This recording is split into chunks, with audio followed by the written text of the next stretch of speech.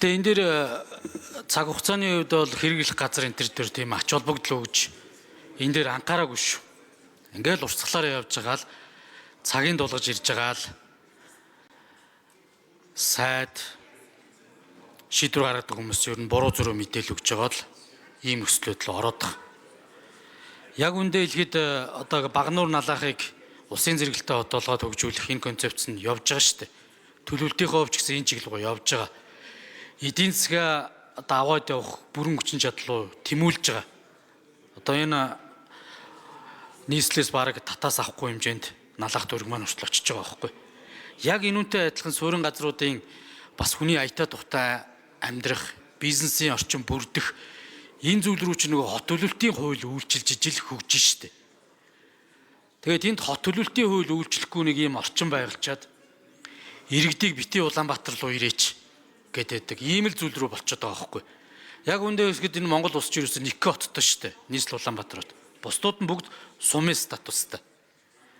Дархан эрдэнтийн асуудал дээр уг нь бол хот тосгоны эрх зүйн байдал бол хууль жижигдээд байгаа. Зохицуултууд нь хийхэд боломжгүй. Тийм учраас уг нь дархан эрдэнтээр бие даасан хууль гаргаад өгчмөр байгаа. Тэгээ бусад асуудлуудаа энэ хот тосгоны эрх зүйн байдлын хуулиар зохицуулаад уг нь явмаар байгаа.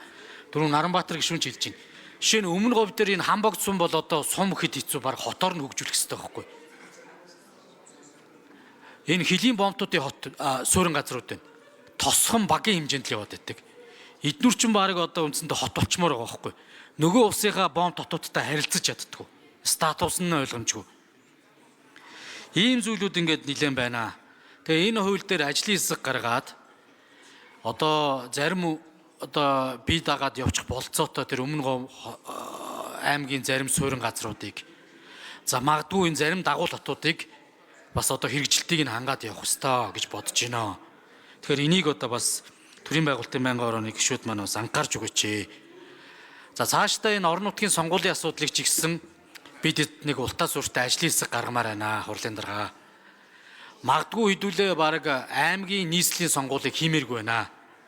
Дүүрэг сумын сонгуулаа хийгээд дүүрэг сумын одоо иргэдийн уралдаа сонгогдсон төвшин хүмүүсүүд нь нийслэл аймгийнхаа одоо иргэдийн урал дээр одоо мандатаараа хуваарлагдаад очичдог энэ ротацийн зарчимтайж байж болохоор ингээд энэ олон шатлалтай уялдаа багтай энэ бүтцийн нэгжүүдийг бас хамтарч ажиллах за ингээд энэ шат чатанд ингээд бах ус төрждөг байдлаасаа гарчмаар байна. За энэ хот тос